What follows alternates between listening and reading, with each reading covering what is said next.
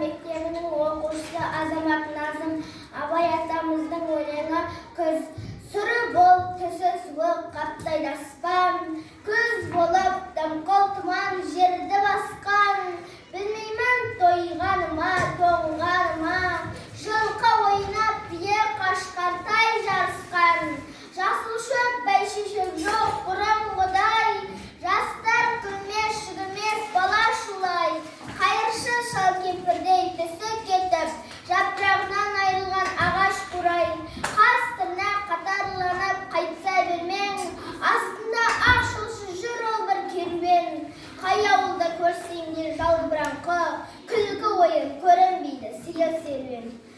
Кемпір шал құржан қағып бала бүрсең, көңілсіз қара суық қырда жүрсең. Кемік сүйек сорпа су кимеген соң, үйде ит жоқ, тышқан аулар қайда көрсең. Күзеу тозған оты жоқ елдің маңа,